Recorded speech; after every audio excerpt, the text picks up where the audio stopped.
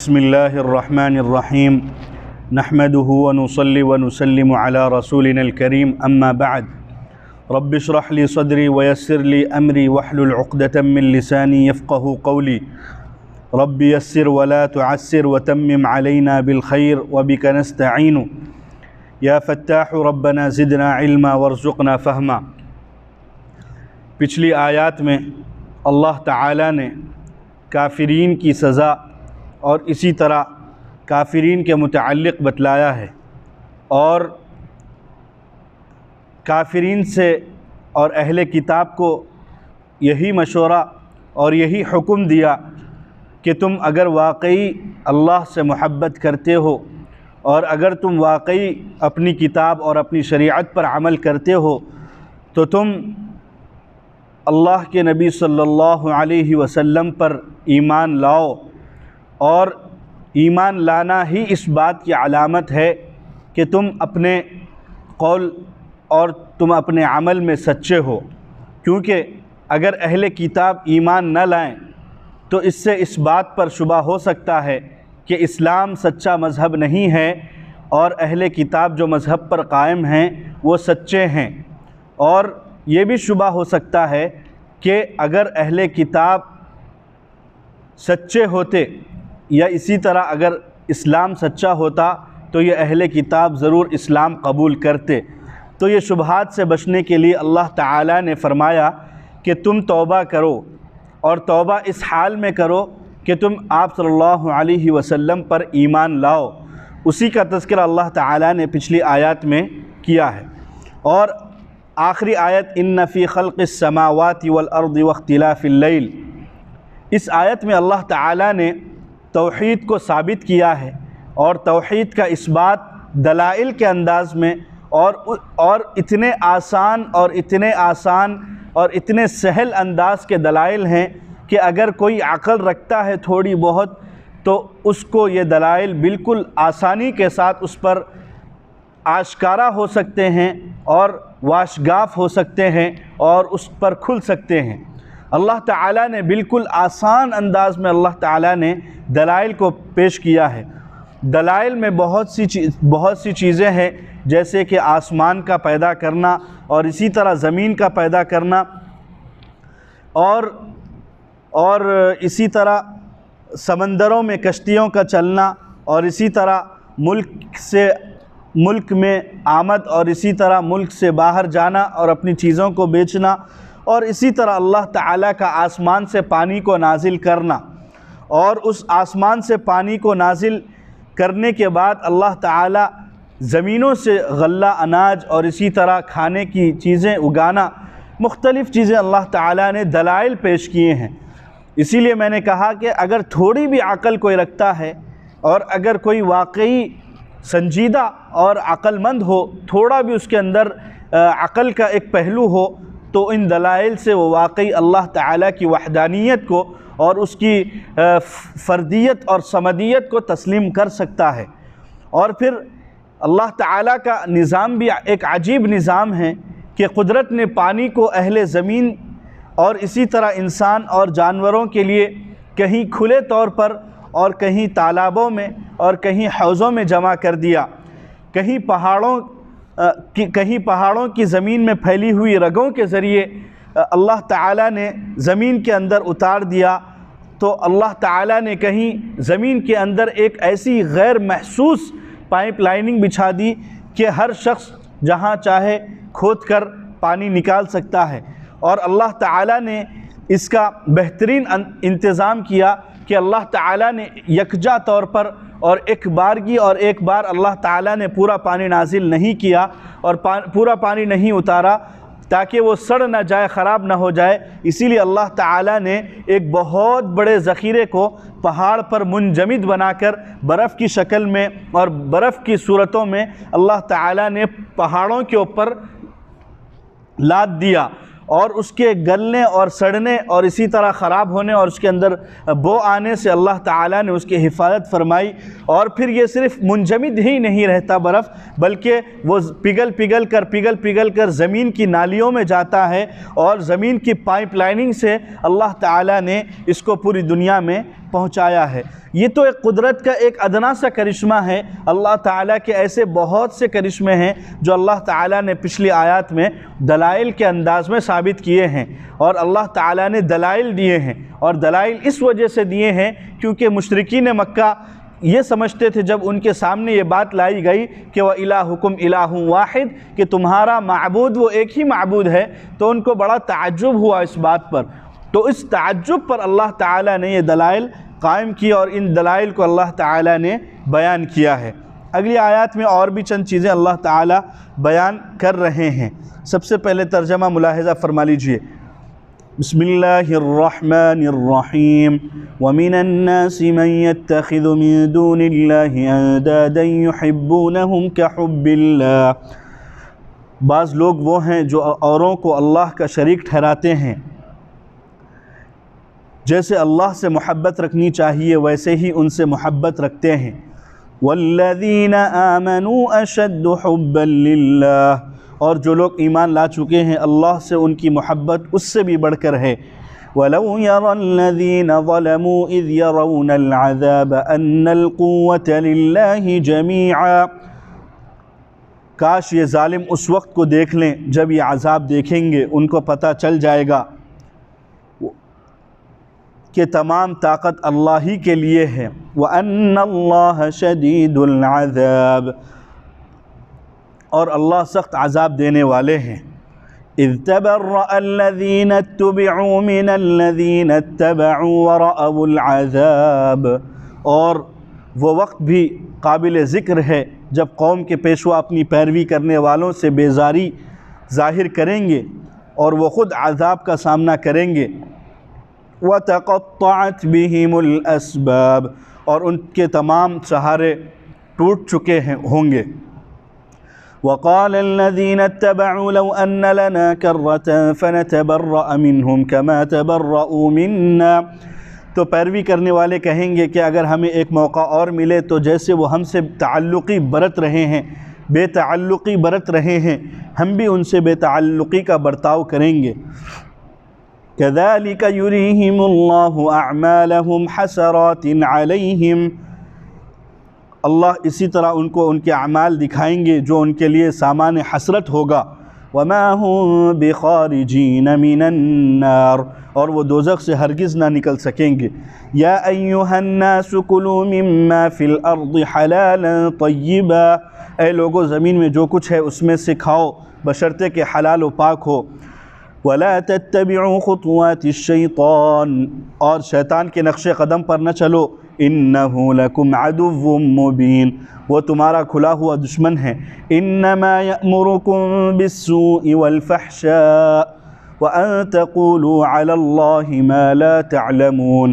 بے شک شیطان تم کو محض برائی، بے حیائی اور اللہ پر ایسی گھڑنے کا حکم دیتا ہے جسے تم جانتے تک نہیں، ایسی باتیں گھڑنے کا حکم دیتا ہے جسے تم جانتے تک نہیں۔ یہ رہا ترجمہ۔ میں نے ابھی ذکر کیا ہے کہ اوپر کی آیات میں اللہ تعالیٰ نے توحید کو ثابت کیا ہے۔ اب اگلی آیات میں اللہ تعالیٰ مشرکین کی غلطی اور ان کے اوپر جو وعید اللہ تعالیٰ نازل کر رہے ہیں، کریں گے، ان وعید کا اللہ تعالیٰ بیان کر رہے ہیں۔ وَمِنَ النَّاسِ مَن يَتَّخِذُ مِن دُونِ اللَّهِ أَندَادًا يُحِبُّونَهُمْ كَحُبِّ اللَّهِ اور بعض لوگ یعنی کفار اور مشرکین اللہ کے علاوہ کو ایسے پوجتے ہیں اور اللہ تعالیٰ کے علاوہ کو ایسے ان سے محبت کرتے ہیں جیسے ایمان والے اپنے رب سے محبت کرتے ہیں۔ اور حقیقت اگر دیکھی جائے تو یہ جو مشرکین ہیں یہ اپنی محبت میں سچے نہیں ہیں بلکہ اپنی محبت میں جھوٹے ہیں۔ اگر ان کو یہ معلوم ہو جائے کہ جن بتوں کو وہ پوج رہے ہیں وہ نقصان کے بھی مالک ہیں اور ان کی طرف سے نقصان بھی پہنچ سکتا ہے اور وہ تکلیف بھی دے سکتے ہیں، تو یہ مشرکین ان بتوں کو پوجنا چھوڑ دیں گے اور ان بتوں سے کیا ہے فوراً علیحدہ ہو جائیں گے۔ لیکن اس کے برخلاف ایمان والوں کی محبت وہ محبت سچی ہے اللہ سے، وہ اس وجہ سے کہ مومن اللہ تعالیٰ پر ایمان لاتا ہے، بلکہ ہم سب کو معلوم ہے کہ ایمان مجمل اور ایمان مفصل میں ہم نے پڑھا بھی ہے کہ آمنت باللہ و ملائکتہ و کتبہ و رسلہ والیوم الآخر والقدر خیرہ و شرہ،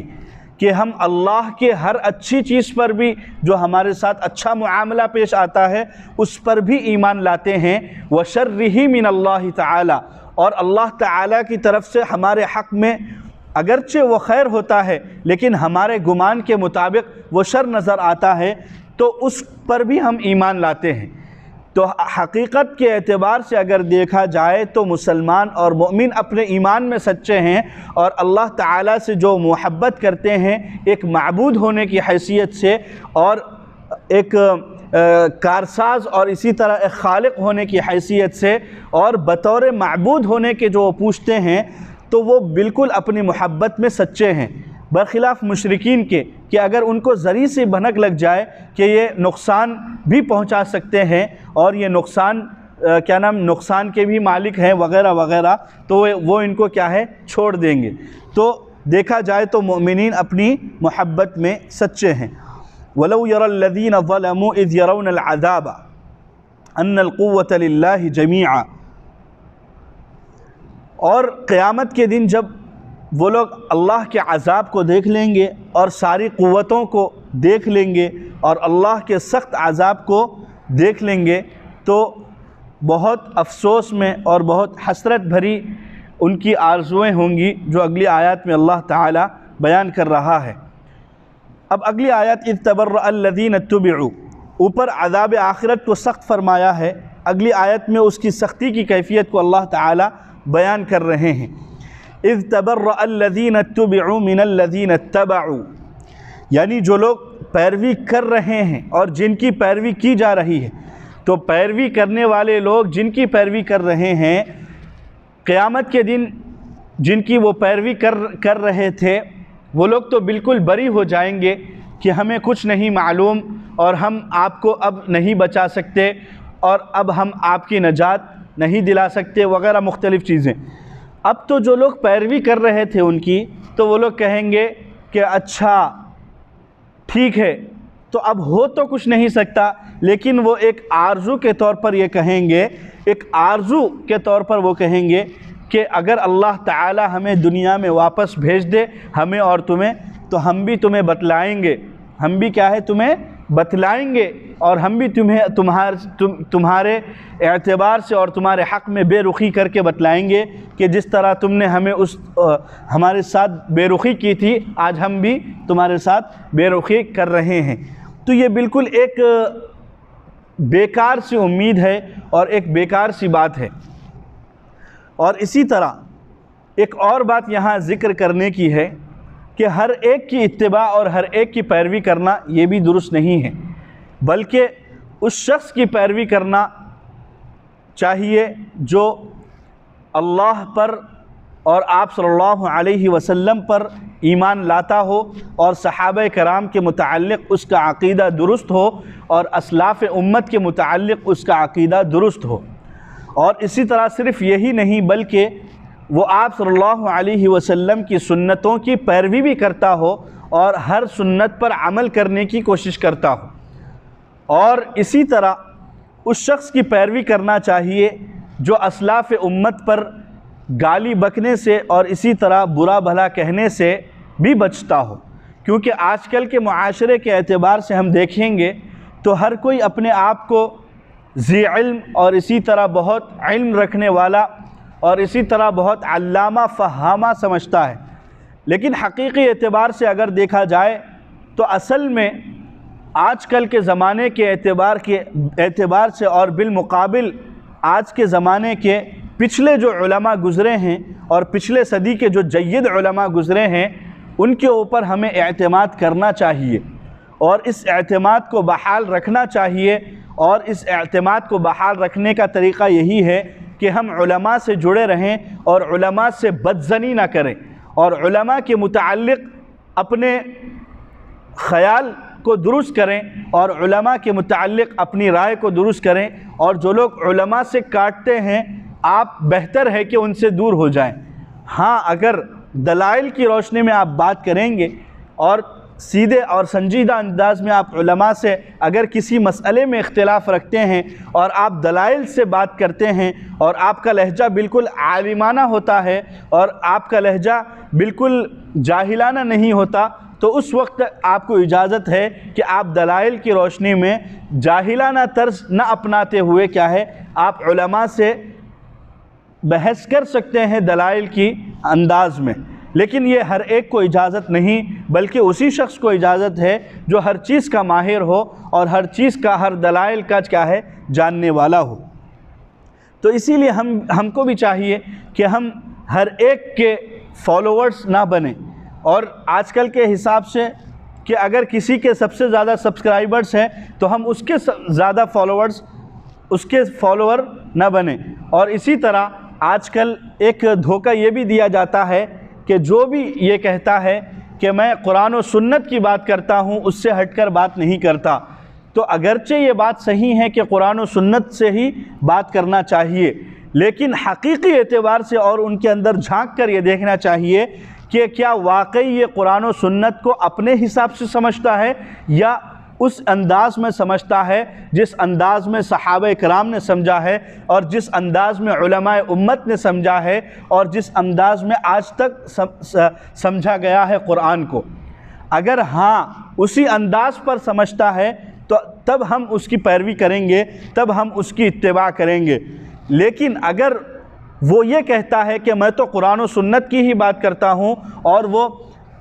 پردے کے پیچھے اپنی رائے کو قائم کرتا ہے اور اپنی بات منوانا چاہتا ہے اور تمام علماء کے اور تمام صحابہ کرام کے سمجھنے کو چھوڑ کر اپنی سمجھ کو اور اپنی رائے کو پیش کرتا ہے، تو ہمیں اس سے بچنا چاہیے اور اس گمراہی سے ہمیں بچنا چاہیے، اور ان جیسے گمراہ لوگوں سے کیا ہے ہم اپنے آپ کو بچانا بھی چاہیے، اور جہاں تک ہو سکے ان کے بیانات کو بھی بائیکاٹ کرنا چاہیے۔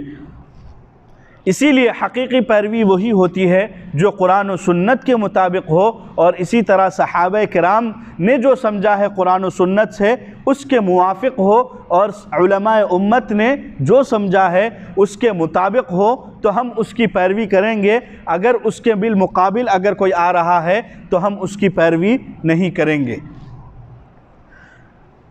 كذلك يريهم الله اعمالهم حسرات عليهم، اسی طرح پر دکھلائے گا اللہ تعالیٰ ان کو ان کے کام حسرت دلانے والے، اور وہ ہرگز کیا ہے دوزخ کی آگ سے نہیں نکالے جائیں گے۔ اور اگلی آیت یا ایھا الناس کلوا مما فی الارض حلالا طیبا ولا تتبعوا خطوات الشیطان۔ بعض مشرکین اس آیت میں چند چیزیں ہیں جو قابل غور ہیں۔ بعض مشرکین بتوں کے نام پر جانور چھوڑتے تھے اور ان سے فائدہ اٹھانے کو یہ اعتقاد ان کا بنا ہوا تھا کہ ان کی تعظیم کہ ان کی جیسے کیا نام ان کا یہ ان سے فائدہ اٹھانا ان کا اعتقاد بنا ہوا تھا کہ یہ ایک عظمت والی چیز ہے، اس سے فائدہ اٹھانا نہیں چاہیے، اور وہ اپنے اس فعل کو یعنی وہ جو اس اعتقاد رکھتے تھے اور اسی طرح جو ان کا یہ عقیدہ تھا کہ اگر ایک مرتبہ بتوں کے نام پر ایک جانور کو چھوڑ دیا جاتا تو ان سے فائدہ نہیں اٹھایا جا سکتا، تو وہ اس عقیدے کو کیا ہے یہ سمجھتے تھے کہ یہ اللہ تعالیٰ کی طرف سے حکم ہے اور اللہ تعالیٰ کے راضی ہونے کا ایک سبب ہے اور ایک وسیلہ ہے اور اللہ کے قریب ہونے کا ایک ذریعہ ہے، اور یہ جو بتوں کے اوپر جو چڑھاوا چڑھایا جاتا ہے اور ان جانور خاص کیے جاتے ہیں، یہ کل کے دن اللہ کے سامنے کیا ہے شفاعت پیش کریں گے۔ تو اس آیت میں اللہ تعالیٰ نے کیا ہے یہ حکم دیا ہے کہ جو چیزیں اللہ تعالیٰ نے زمین پر حلال کی ہیں اور جو پاکیزہ بھی ہیں ان کو کھاؤ، اور ان کو کھانے میں ان سے احتیاط کرنا اور اسی طرح ان سے فائدہ اٹھانے میں اپنے آپ کو بچانا، یہ بات درست نہیں ہے۔ حقیقی اعتبار سے کیا ہے جو چیز اللہ تعالیٰ نے حلال کی ہے اور وہ پاکیزہ بھی ہے تو اس کو اللہ تعالیٰ نے بھی حلال کیا ہے۔ یہاں چند چیزیں ہیں جو قابل غور ہیں۔ نمبر 1 حلالا طیبہ، لفظ حلہ اس کے اصل معنی آتے ہیں گرہ کھولنے کے، یعنی جو چیز انسان کے لیے حلال کر دی گئی ہے گویا ایک قسم کا گرہ کھول دیا گیا ہے اور پابندی ہٹا دی گئی ہے۔ حضرت سہل بن عبداللہ رضی اللہ عنہ فرماتے ہیں کہ نجات تین چیزوں میں منحصر ہے، یعنی اگر کوئی شخص نجات پانے کی امید رکھتا ہے اور اس کو واقعی واقعی وہ یہ امید رکھتا ہے کہ وہ اللہ تعالیٰ کے نزدیک نجات پا جائے گا، تو وہ نجات تین چیزوں میں منحصر ہے۔ نمبر 1 حلال کھانا، نمبر 2 فرائض کا ادا کرنا، نمبر 3 رسول اللہ صلی اللہ علیہ وسلم کی سنت کا اتباع کرنا۔ اور لفظ طیب کے معنی ہے پاکیزہ، جس میں شرعی حلال ہونا بھی داخل ہے اور جو چیز طبیعت کو مرغوب ہوتی ہے اور پسند ہوتی ہے وہ بھی داخل ہے۔ خطوہ کی جمع ہے، یعنی اتنی مقدار کو خطوہ کہتے ہیں جو دونوں قدموں کے درمیان کا فاصلہ ہے۔ خطوات شیطان سے مراد شیطانی اعمال اور افعال ہے، یعنی شیطان کی طرف سے جو اعمال ہوتے ہیں اور افعال ہوتے ہیں ان کو خطوات الشیطان کہا جاتا ہے۔ السوء والفحشاء، سوء وہ چیزیں جس کو دیکھ کر عقل مند شریف آدمی کو دکھ ہوتا ہے۔ فحشاء بے حیائی کا کام۔ بعض حضرات نے فرمایا ہے کہ اس جگہ سوء سے مراد گناہ ہے، معصیت ہے، اور فحشاء سے مراد گناہ کبیرہ ہے۔ انما یأمرکم، شیطان کے امر اور حکم کرنے سے مراد اور اس کا مطلب یہ ہے کہ شیطان دل میں وسوسہ ڈالتا ہے، جیسا کہ اس کی تائید حضرت عبداللہ بن مسعود رضی اللہ عنہ کی حدیث سے ہوتی ہے کہ آپ صلی اللہ علیہ وسلم نے فرمایا کہ آدم کے بیٹے کے قلب میں ایک شیطانی الہام اور اثر ہوتا ہے، اور دوسرا فرشتہ اس کی طرف اور دوسرا فرشتے کی طرف سے الہام ہوتا ہے۔ شیطانی وسوسے کا اثر یہ ہوتا ہے کہ برے کام کرنے کے فوائد اور اس کے مصالح سامنے آتے ہیں، یعنی اس کی مصلحتیں، برے کام کرنے کے فائدے اور اسی طرح اس کی مصلحتیں، مختلف چیزیں کیا ہے انسان کے سامنے اچھی بن کر آتی ہیں، اور حق کو جھٹلانے کی کیا ہے راہ کھلتی ہیں۔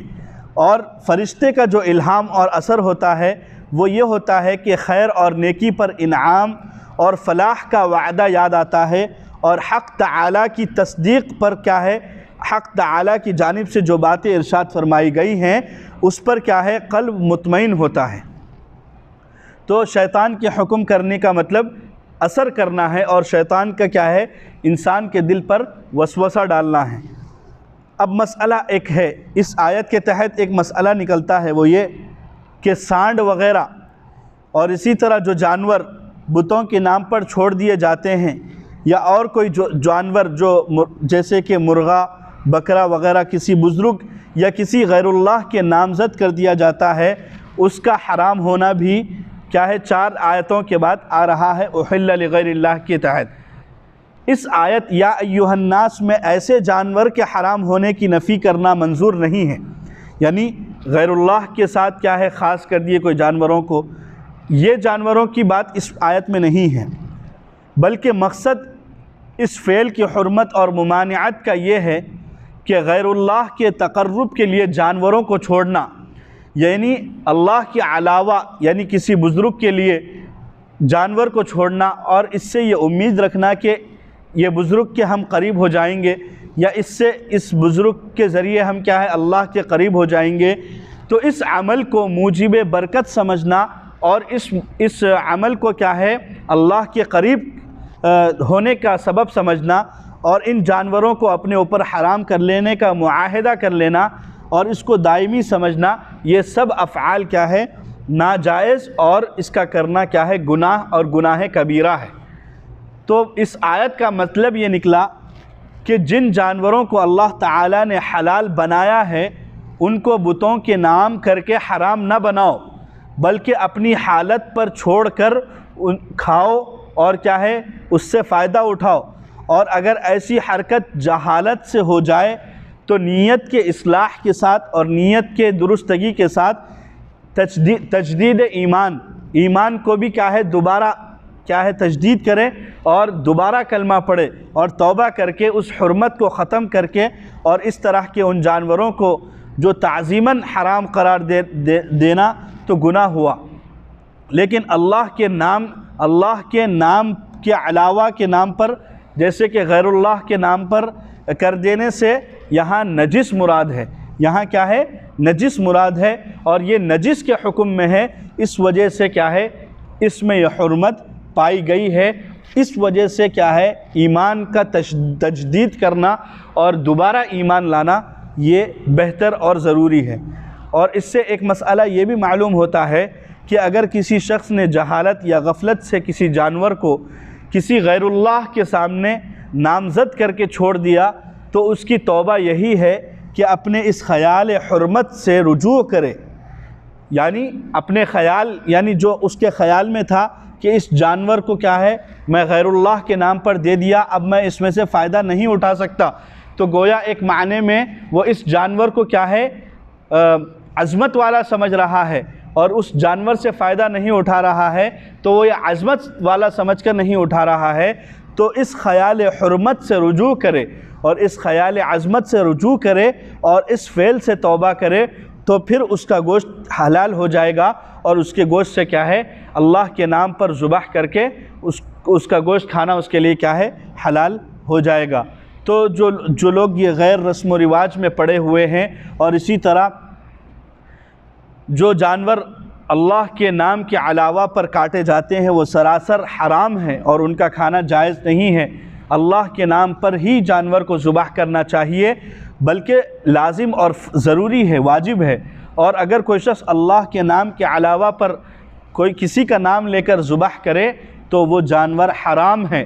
ہاں البتہ یہ ہو سکتا ہے کہ اللہ کا نام لے کر ذبح کرے اور اللہ سے یہ درخواست کرے کہ اللہ اس کا ثواب کیا ہے مرحومین کو، اسی طرح آپ صلی اللہ علیہ وسلم کو پہنچے، تو یہ بات درست ہے۔ اللہ تعالی ہم سب کو صحیح راستے پر چلنے کی توفیق عطا فرمائے۔ شرک اور جو چیزیں شرک کے قریب ہیں اور جو چیزیں شرک کی علامتیں ہیں اور جو چیز شرک کے قریب کرنے والی ہیں، اے اللہ ہم سب کو اس سے حفاظت کرنے کی، اے اللہ ہم سب کو اس سے بچنے کی توفیق عطا فرمائے، اے اللہ ہم سب کی اس سے حفاظت فرمائے، اے اللہ جو ہمارے اکابرین علماء بیمار ہیں، اے اللہ ان سب کو شفائے کاملہ عاجلہ دائمہ مستمرہ عطا فرمائے، اے اللہ جو بیمار ہیں انہیں شفائے کاملہ عطا فرمائے، اے اللہ خصوصاً عبد الخالق سنبھلی صاحب نائب محتمم دارالعلوم دیوبند، اور اسی طرح قائد جمعیت مولانا فضل الرحمن صاحب، اور اسی طرح عالمی تحفظ مجلس ختم نبوت مولانا عبد الرزاق اسکندر صاحب، اور اسی طرح جو علماء بیمار ہیں مولانا حنیف جالندھری صاحب، اسی طرح اور جو علماء بیمار ہیں، اور اسی طرح اے اللہ جو